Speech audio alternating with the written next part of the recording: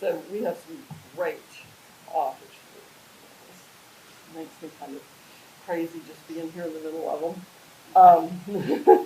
I'm going to let them each tell who they are and what they've written and introduce themselves, because I think they know it better than anything that I could say, even though none of us authors really like doing that. Yeah. We're going to let them do it. Let's start with Lynn. Okay. Thank you, Anne. Great to be here, and thank you all for coming. And I'm excited to talk with you today about writing. About me really quickly. I have recently adopted a new motto.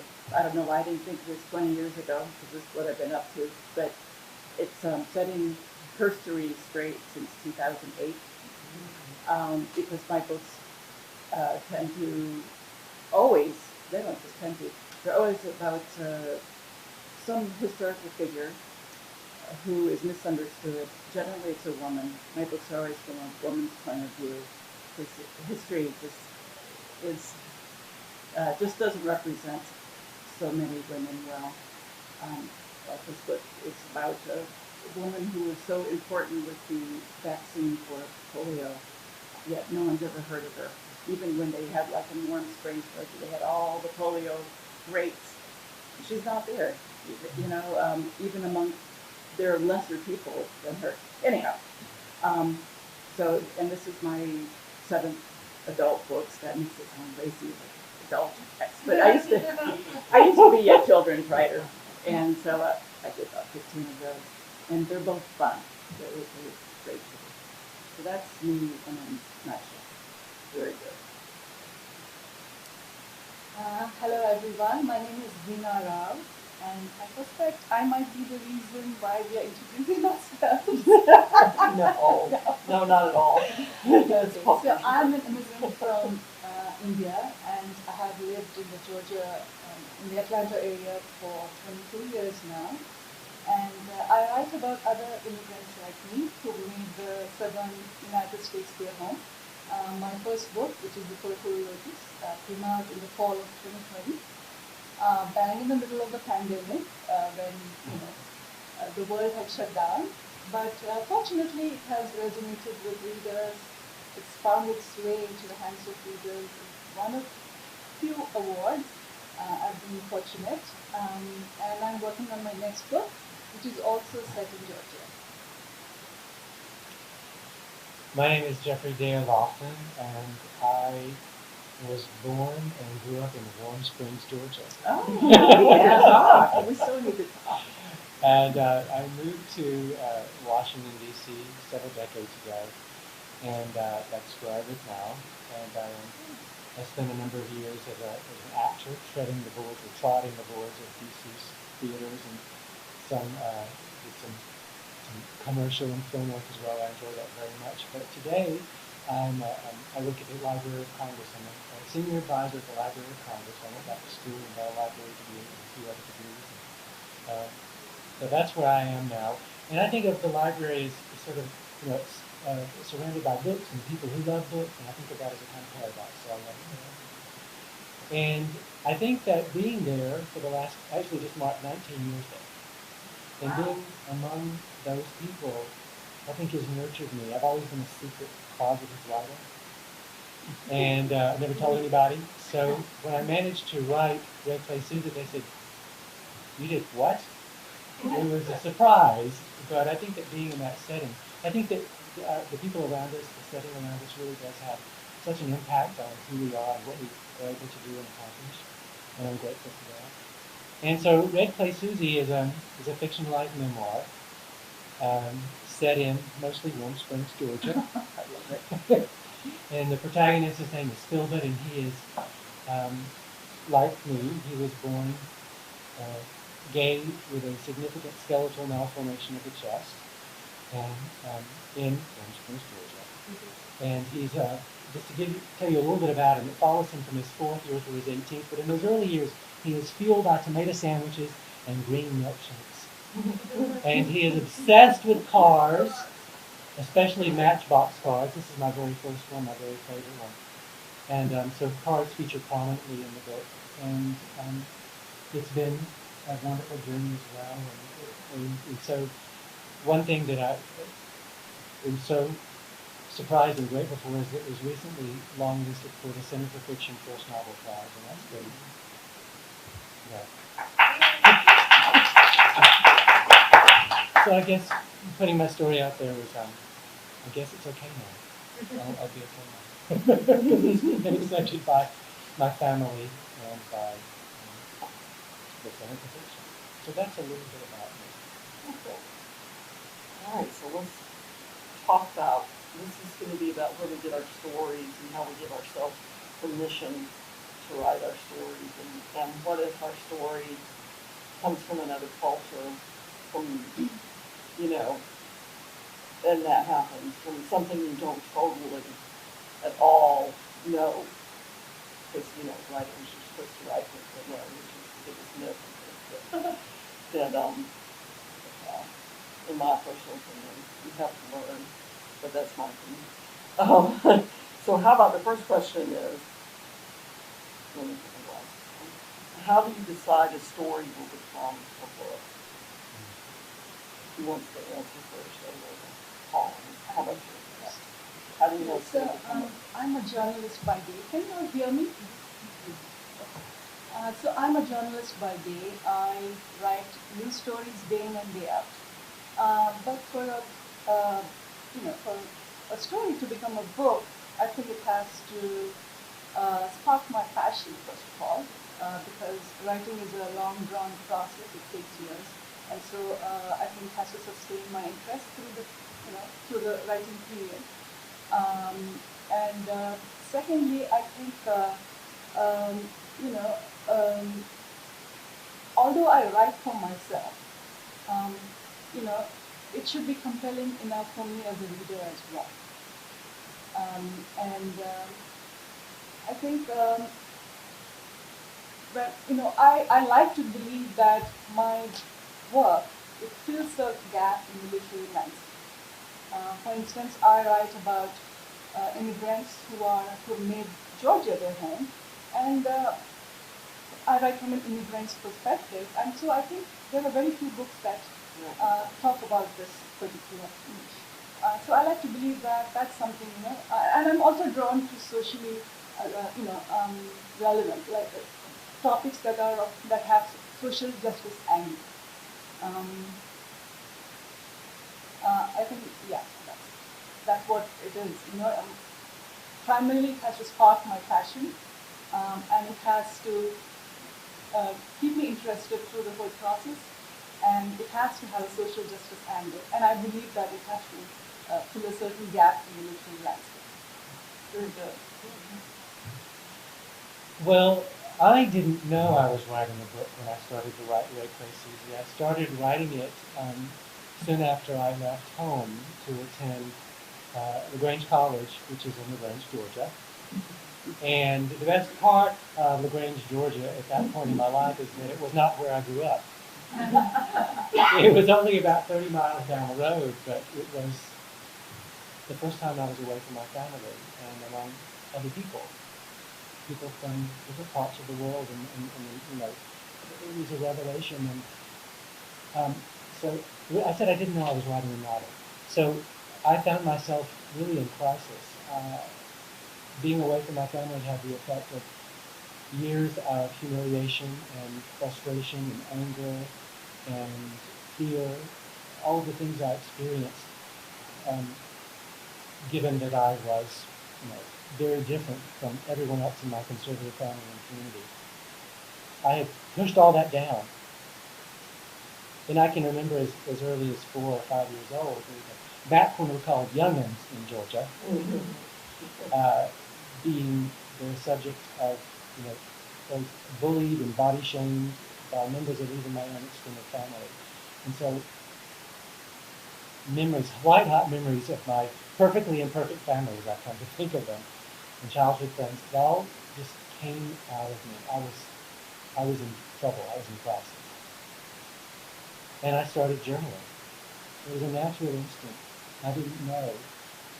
No one said, "Oh, I want to die." Nobody ever said that to me. It just happened. It was, I guess, a natural instinct to save myself. And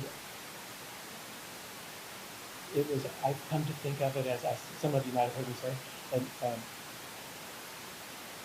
an exorcism by exposition, writing all that stuff down. And it was very healing, very cathartic. But I put it away. Schoolwork got away. And I put it away. I expected to go back after not too long, after I got my college school age under me, but I didn't go back for decades. And then fast forward several years ago, I read 2 books in succession. To Kill a Mockingbird was one of them. I reread it. I read it as a high schooler, but I wanted to read it again as an adult. And there was a shock of recognition.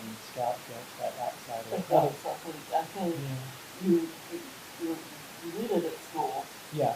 and you have this one part that's and you really don't know. You're checking And the then box. when you read it again as an adult, it's like, Yeah. no. Well, I never forgot it. It had a pretty big impact on me. But I wanted to go back to it because I'm an adult now. It must mean something different to me. Mm-hmm. So I read that and then Call Me By Your Name by Andre Asselman. Something about those 2 books that sort of sparked, and I caught fire. It's the power of literature. And I said, oh my gosh, I'm 19 years old again. I'm in practice again. So I went back to those journals and I pulled them out and I read them, and I was embarrassed at how raw and emotional they were. And I picked up my phone and I started writing again on my mobile phone on the train going to and from my work. And that's how I finished the first draft of Red Place. So that's how it turns out to be a book for me. Well, okay, that's hard to follow. Yeah. Well, I was just I'm trying to remember the question even. What brings you to help you make sure that the story's going to be there? Okay. I have enough books now that each one is such a revelation, and as you had pointed out, that it has to be something that resonates with you so much, as yours obviously did, to sustain you as you write it. And like this book, I knew I was going to write, so I couldn't figure out how to write it. I walk every Friday with a friend who, for years, was an oral historian for the CDC, and she told me these cool stories about these pioneer epidemiologists and what they did to bring public health to people, all they risked. But what I really loved was the race between the 2 giants of polio research, Albert Sabin and Jonas Salk. And they were in this huge competition. I mean, they tore each other up. Meanwhile, they're trying to fight this disease that's claiming children around the world. It started in 1916. I don't think people realize how long it goes back, how many decades parents had to deal with keeping their children in and all that fear. It was the biggest fear by the 50s. The only thing that made people more frightened was atomic war, fear of that. People were really afraid for their children. So here's these 2 dudes duking it out, trying to be the ones that had the first vaccine. Their vaccines are very different. Well, I talked to Karen about this, my friend, and I said, oh, that sounds fascinating. I want to write a book. I got the old hairs rising on the arms feeling, which always needs. But I said, but where are the women? Where are the women? And she's like, I don't know. And I did some digging, and I found Dorothy Horton. After a few characters, a few stabs at it, it was hard to find her. But after I started looking for all the women in the polio vaccine, they ended up being like the one who initially invented salts. His formula was from a woman. It should really be called the Isabel Morgan, the Morgan vaccine. The salt is pictured in front of these vials in the wall. He had all these great promo pictures that his secretary, a woman, looked up. Anyhow, he's against the wall of all these vials of the virus that had to be scaled up in order to make all these vaccines for the world. He didn't do that. A woman named Elsie Ward did. And it just goes down the road. There's all these women behind it. So that's what got me going. And it's, part of our subject is how it's not our field. Right. I am not a scientist. And that made it really hard. It took a lot of work to go over and over. And I also had some virologist friends, CDC friends to help out with. Anyhow, I agree. I think that, if we start to writing who we are and what we are, literary output would be so boring. yeah, I was gonna Yeah, just say the same. You gotta Nobody write, wants to know you that. gotta write the stories of other people, and the most respectful. And that's why early readers and sensitivity readers, and it's so important. It's not writing is such an isolating, solitary experience, but it really isn't. It's a whole community of people. It's not just. It's maybe starts here, but it doesn't But stay it there. takes a lot of people to Yeah. have with us, yeah, I agree with you. But what's really amazing is afterward, because it is fairly solitary, and you have to do the work. Right. And then when it comes out, and you meet fellow writers, and you meet readers, it's just amazing. It's a whole different layer of the whole experience that you're not thinking about when you're writing. What a great. Well, you really can't think about it when you're writing because I think yourself, you limit yourself.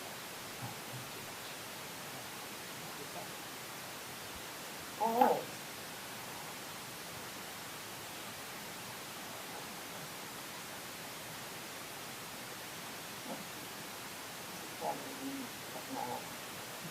Okay. If the story is outside your comfort zone, or what you know, which is what you've been talking about, how do you come at the writing process? So what is that process of, say, you're not a scientist, but you feel the need to tell a story, and you know this is the story you're going to tell. How did you come at actually doing it? Because you have to sound like you are a scientist, right? And it's scary too. In fact, after I finished the book, I was asked to speak for a group of post-polio patients, and I was terrified. I was so scared that they would think that I didn't get it right. Because, we have to do all this research, but I was not a polio patient, so I was just really scared. Turned out that they said, yes, you got it exactly right, and we wish everybody would read this because people don't know what those poor kids went through. The polio treatment took not just months, years. One woman said she was a 2-year-old and she was hospitalized for polio. Didn't get out until she was 3.5. And back then, kids were not allowed to see their parents but on Sundays. And even in Warm Springs, at that great facility there. And she said her whole life she was never able to talk about it. And she was at a doctor's for post-polio, which happens about 50% of people who get polio, it comes back. And it's devastating. Anyhow, she was only when she was on an examination table when the doctor said, what was it like? And she just cried because nobody had ever asked her in her life. Imagine being a 2-year-old. But anyhow, it's the research, and if you've done enough, it can be authentic. But boy, it's the research.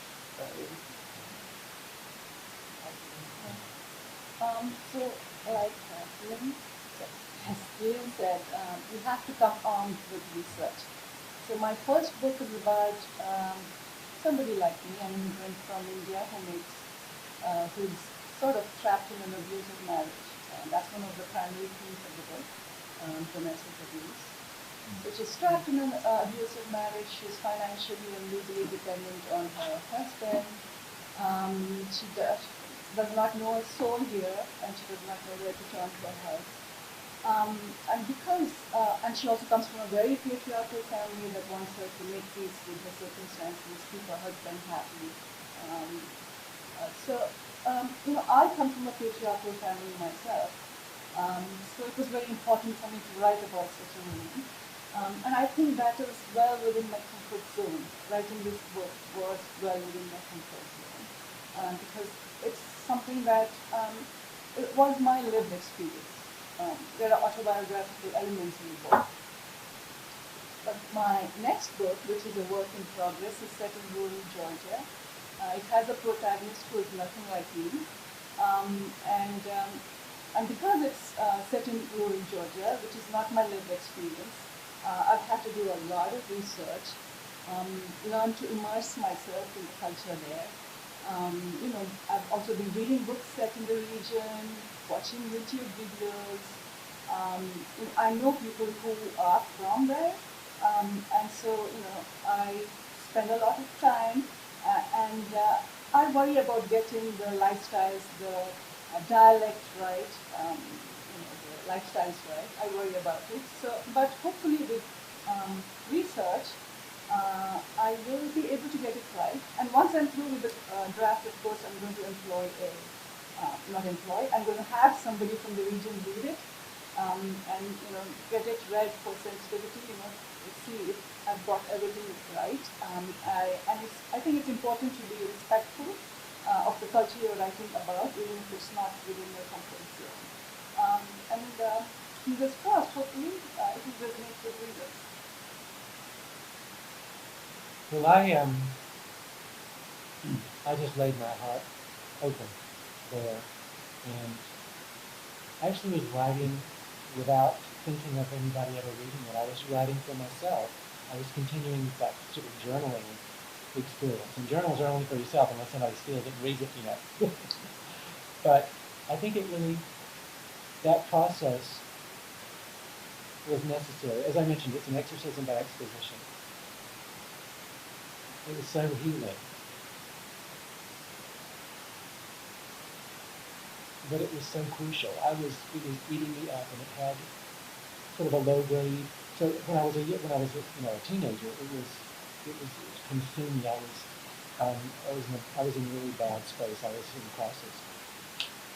Life, moves on. You get distracted by new things in life, especially your 20s, your 30s. Everything is still new. You're almost still a child, I guess, in a way.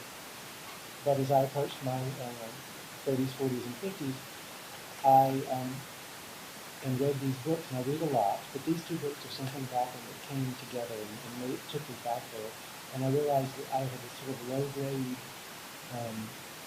crisis going on in my life all those intervening years, and I had to go back and deal with it. So the only way I knew to do it was just to lay open my heart and write everything that had troubled me all those years. So that's how I did it. I did a bit of research. Oh. Okay.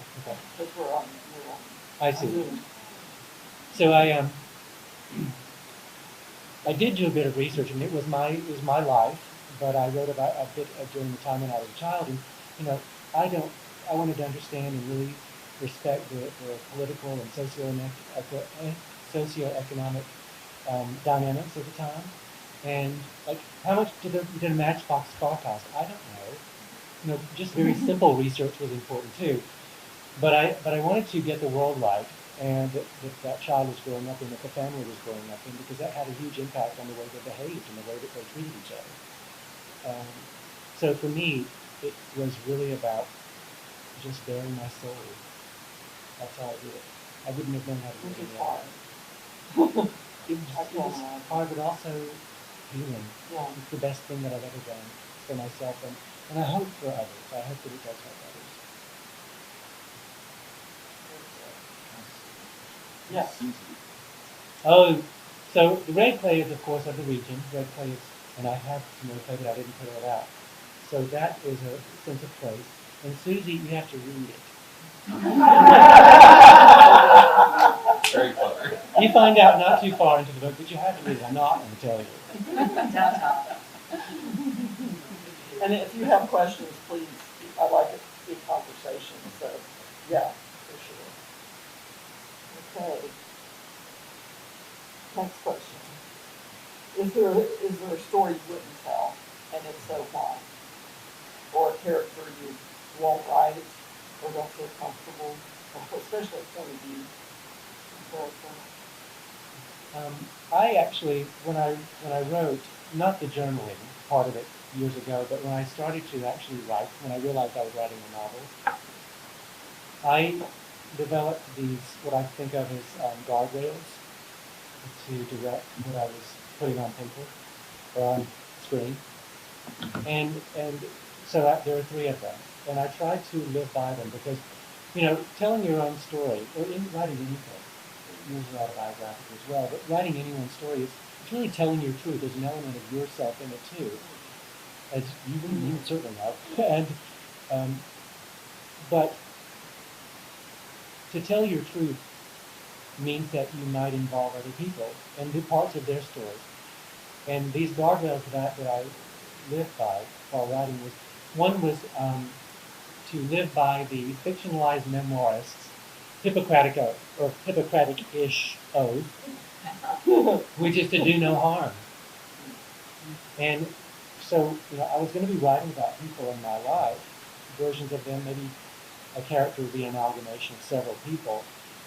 Maybe they're made up of whole cloth, but it's the world that I grew up in. And so I tried to create these nuanced, layered character descriptions of imperfect people, but not conduct character assassinations. I thought that was really important to be sensitive in that way. The other was to not sugarcoat issues, important issues like bullying or homophobia or racism, or any of those, because it goes without saying that issues are not people, but people create the issues.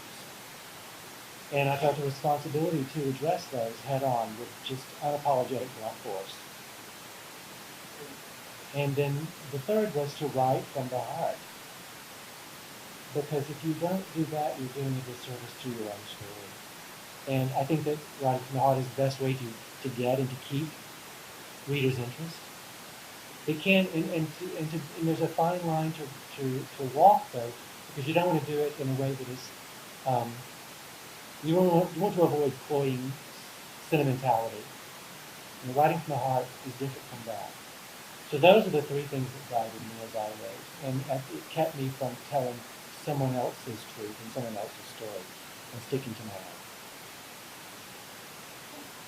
So the question is there any story that you won't write, and if so, why? Not write?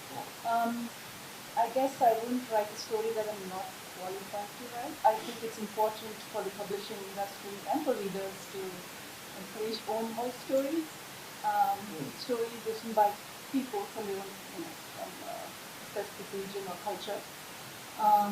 But I wouldn't shy away from telling a story because it's too controversial or it's because it's too sensitive. My second book takes a look at casual racism that's hidden behind Southern charm. That's one of the topics. And it's also about a protagonist who, over the course of the book, she moves more and more towards the right. So it takes a very intimate look at these two major themes. And so that's not something I'd shy away from, controversial or sensitive. But I think, like I said, own voice stories are very important. It's important to give underrepresented voices a chance, and it's important for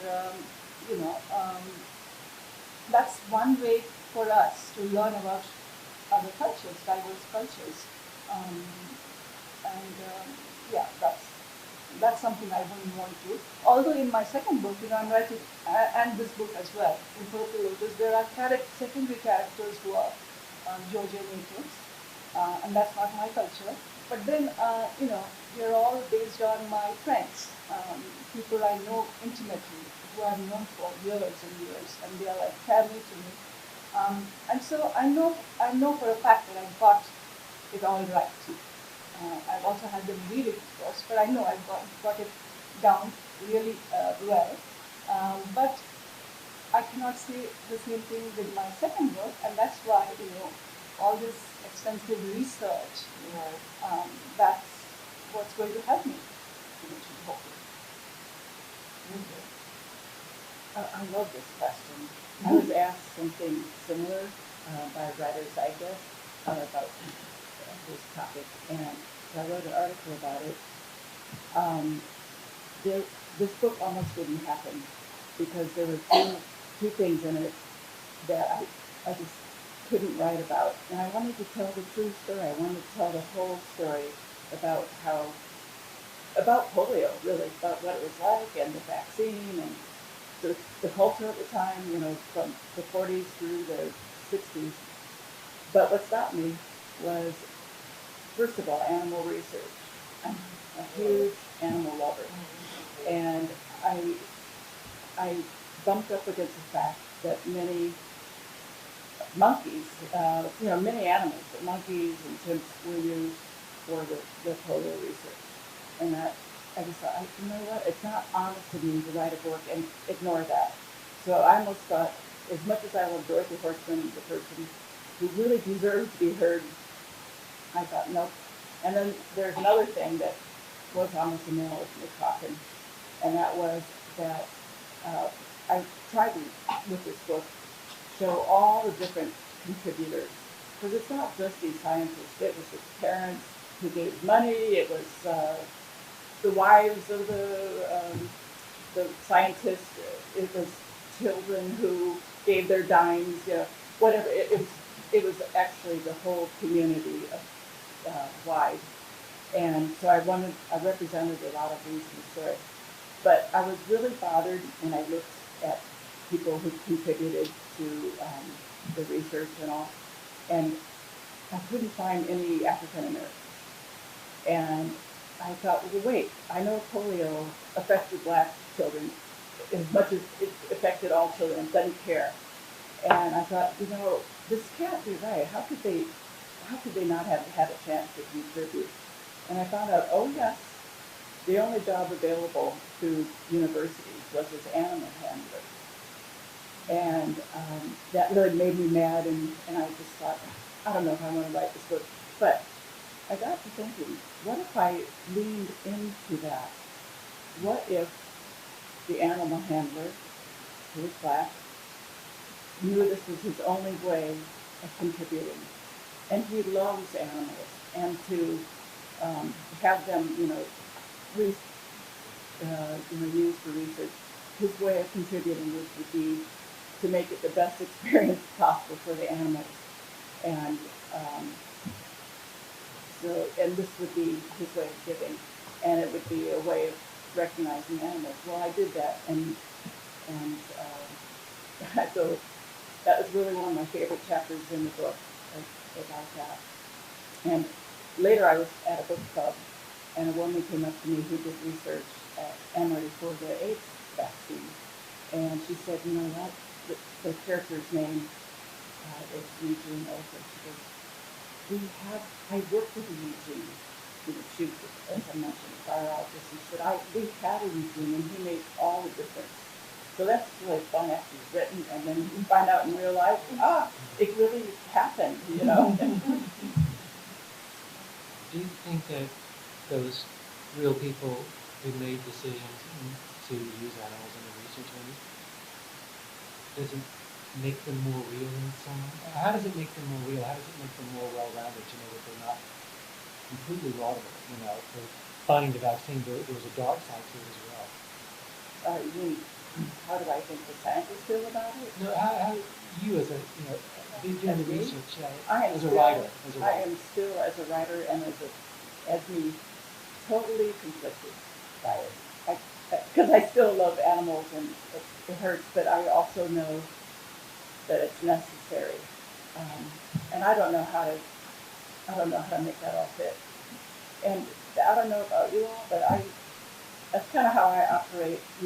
When you see so many sides of things, and I, like in this case, there's so much good trying to get this vaccine. I don't know, it's painful that I don't come down totally on one side or another. And some of the scientists, there were some who didn't care about the animals. Like there was one guy who said he was mad when people were calling the different chimps him or her. He says they're it. That's the kind of guy who I have no sympathy for. But there are others who love them very much. They named them, and they were distraught when they got polio.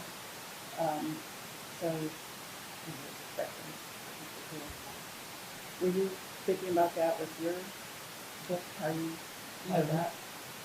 Yeah, I mean, I believe that real people have good and bad in them. Exactly, yeah. Yes. And makes it, Isn't that true? the stories more believable. But as a book junkie, it's the characters that are flawed that I'm drawn to.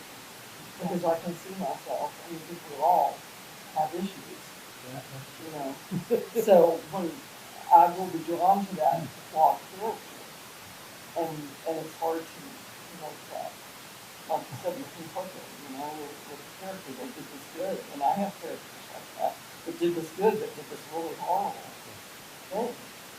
How do you do it? You know, and this is a good question for writers that um, it's how do you thread the needle? How do you make them be real and have flaws but still be likable?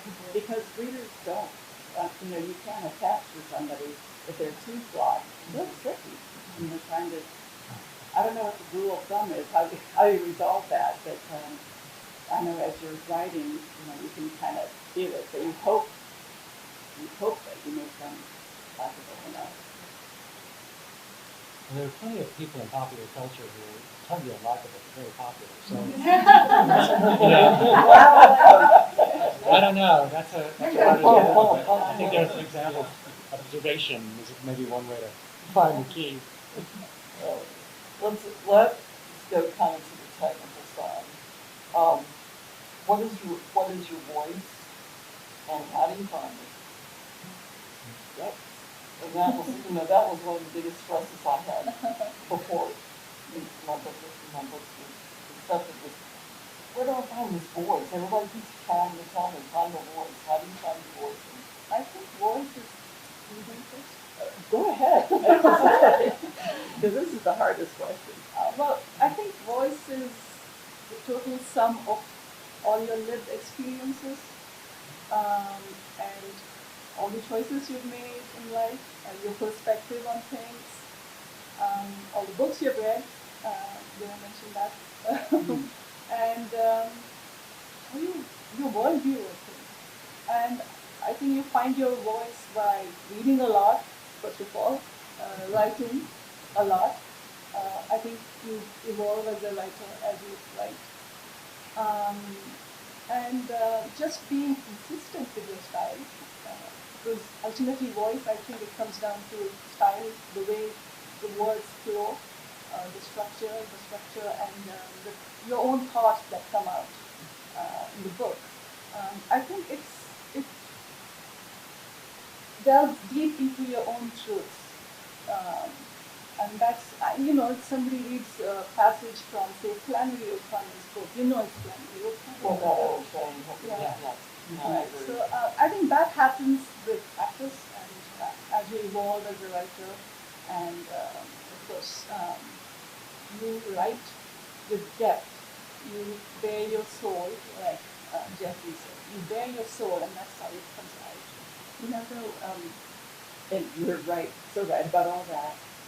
But what I'm thinking about when you talk about voice is that magic. I love the title of this panel, Singing in Peace. And I don't know how to make this happen, but you know it when you're writing along, and like the first draft, so there's not that magic. That's the voice. All of a sudden when you get that voice, and I can't tell you how to get it, but you know it because it sings to you. That's why I thought singing. It's the music of your book. And Updike, one of those, said that, and I thought that is so it. You have to hear the particular music of that book. And I don't know how it happens. Maybe you could tell me. All I know is it happens. It happens, and you know it when it happens. It's just like this electrifying buzz. Exactly. It goes through you, and it's just like words are just dancing out of the fire. Exactly. It's close. And isn't that why we write? Because that is such a high. Yeah. You don't get it very often. I don't get it very often, but it is a super high that I think we. And I think it always happens in that rewrite. That second, Better. It's better. It's there in the first, but it's not. You're so the first draft is just right and done. Oh, I know. Because I'm going to lose it before I get And I it here. believe it's more about the art of writing rather than the craft of writing, right? Something that it portrays your artistic ability, and that's something that comes over time. I would love to see a scientific examination of the dose. Like, how does it happen? It just mystifies me. I think it happens only after years of putting pen to paper or fingers to keypad. Because voice, I agree that it's the sum of your kind of experiences. And you really, it takes practice. It takes continually going back to the craft, the act of actually writing. And you know you've done it. Sure, when you feel it, when that buzz happens, when you think, oh, that's really good. I like that. Nobody else may feel the same way. I mean, some of the stuff, I mean, I cut a complete chapter out of this book in the editing process. I love it. I love that, but it really didn't serve the story. And I said, well, maybe it'll show up someplace else. But when people read your work and they say, I knew it was you before I even saw who wrote it, they can hear your voice. They can feel the style that they've come to associate with you. That's voice. When you found that unique. Yeah. One thing I do, sometimes that voice I'm not feeling like it. Yeah. Sometimes it takes like 2 drafts, but if I'm not really getting it, I sometimes will change point of view.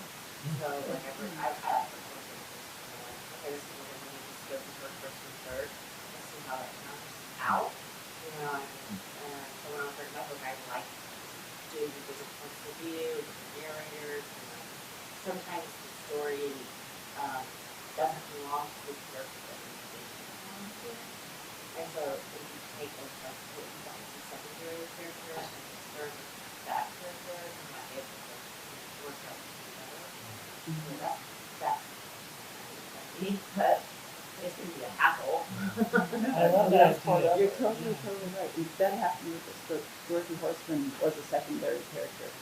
And I was so unhappy with what I was doing, and I knew it didn't have that music. Yeah. And then I just kind of noticed her and pulled her up. And no, So she's not for you. yeah, but that's such a good tip that you gave there, to try different, same story, Yeah. different angles from it. When I published my book, the one thing, because I wrote it was like 3 narratives, and one of them I had in first person and none of the others. But they were different characters, and then publisher was like, you gotta change it. And it's kind of a deal to change from, and you miss things, but I got it there. I'm like, But I get it, but that's a great idea to change person, change perspective. POV or change Yeah. narrator. Well, And Barbara Killfather, what was the, I can't remember the book, but Theme? about the Bible book. Poison the Bible? Yes, Poison with the Oh, Bible. Poison with the She Bible. wrote that 7 times from Yeah. each character. Isn't that- To find the voice. Well, I And they're like that. 600 pages. Yes, It's so good. that is. So I have a question for my fellow panelists. How is character voice different from the author's voice? How do you make the distinction? Gosh. For me, for this book, it really wasn't. It wasn't yet. It wasn't necessary for this book. Yeah. I don't know. I've been doing this a long time, and I know I put a lot into every character of myself. I think for characters to ring true, you have to insert your experiences and such. But they have to also be a different. Dorothy isn't me exactly. I keep talking about this man in the book. So how do you tell your readers that you're not and sometimes, how do you tell your readers that you are not Dorothy, that your thoughts are not Dorothy's thoughts? Because, with my book, my character, she is brash, she moves toward the right, and I'm not that way, and it's important for me to tell my readers to make that distinction, right? So if you have any thoughts on that? We have Yes. we have another author in the room who have an idea for us. It's called an office. Yes. There you go. Sometimes I do certain presentations that happen.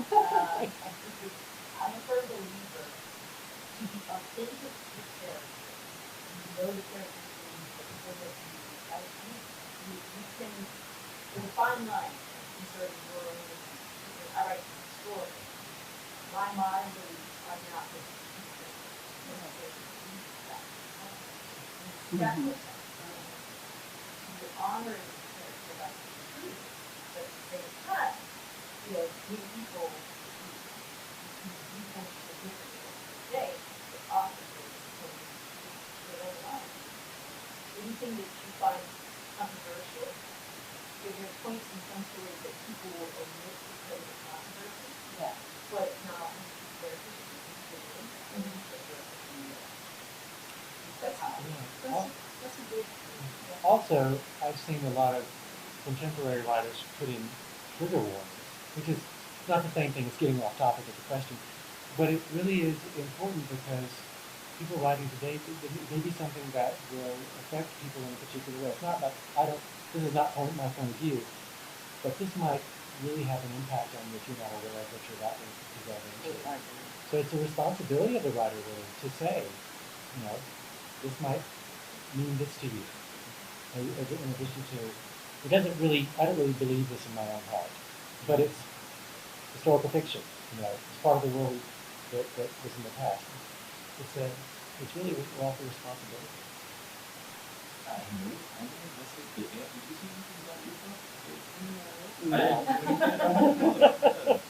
Well, I'm the moderator. I'm not really. My book is all my fictional books are set in Appalachia. I was raised by a grandmother in Appalachia, and I've never lived 1 minute in Appalachia, but I felt like I did. I also felt like that I was part of lived through the Depression too, because you visited it all the time. So all of them are set in there, and I tell ghost stories, but they're also very layered with real life, domestic abuse, and a lot of stuff that happens today, racism, and those kind of things that happened in the mountains at the time. So they definitely don't represent what I believe, but it's what happened, And I trust the reader. I think you have to trust the reader to understand that they are fictional.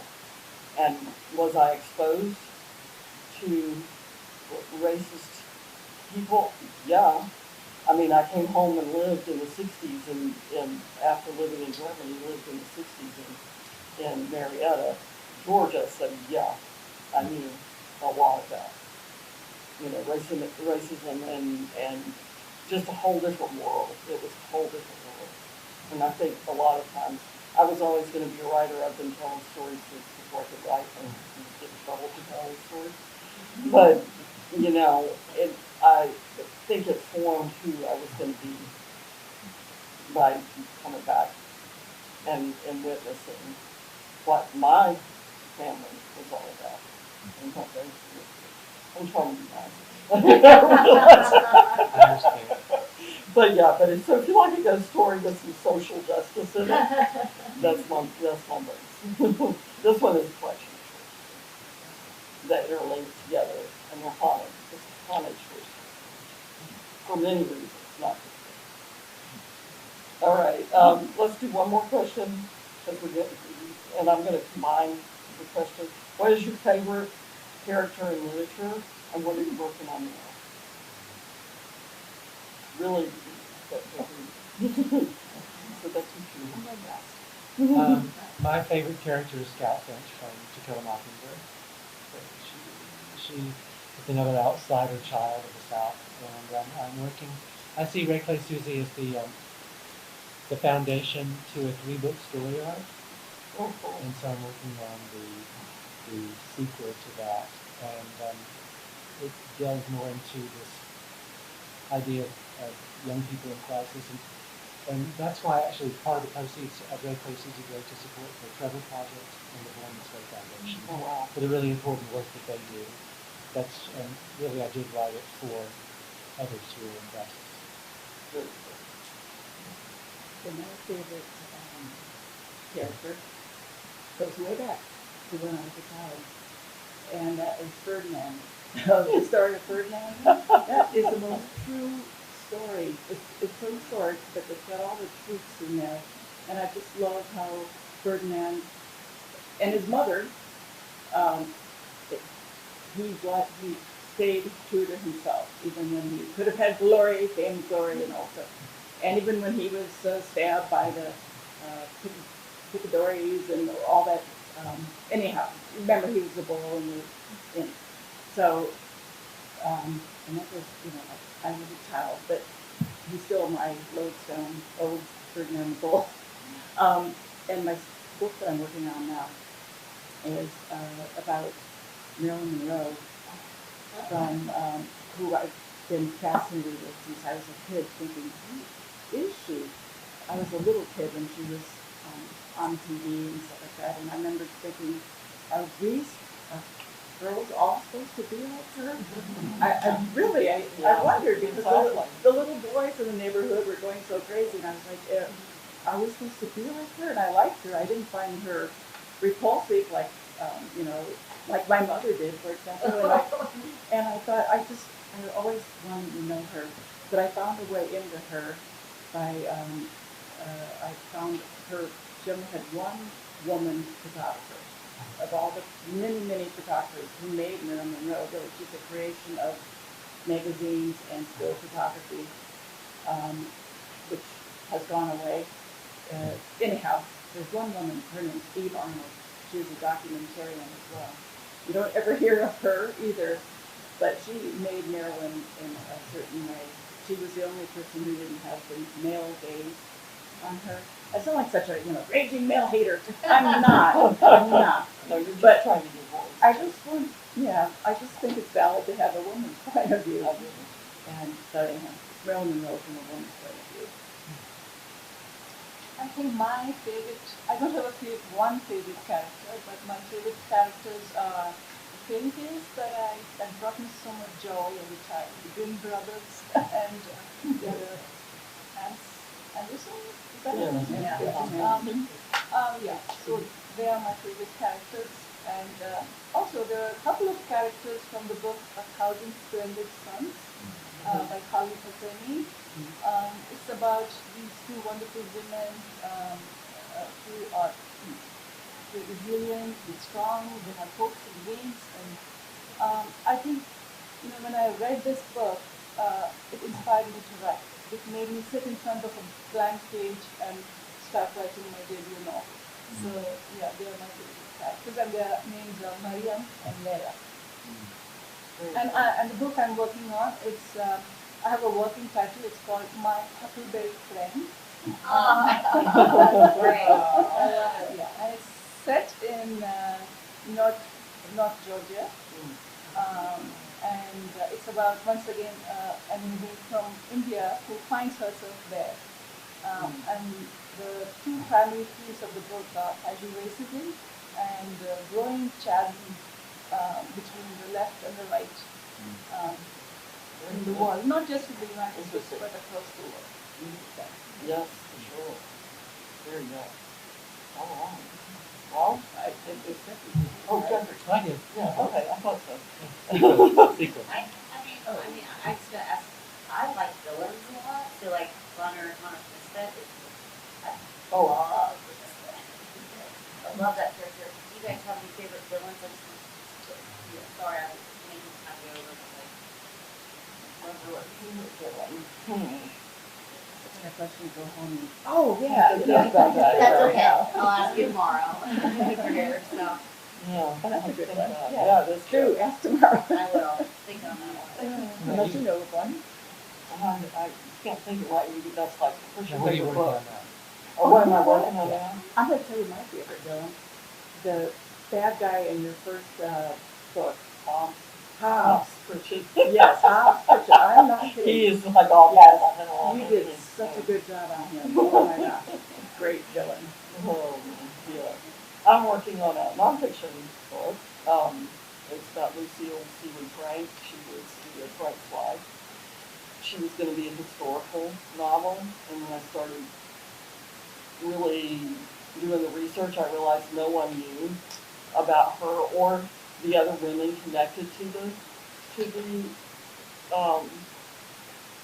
Mary Fagan murder case, and I thought I owed it to her insanely to write it as nonfiction. So I've had to learn how to write nonfiction, and it should be soon done.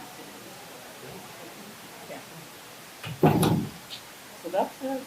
Thank you. No. Hi.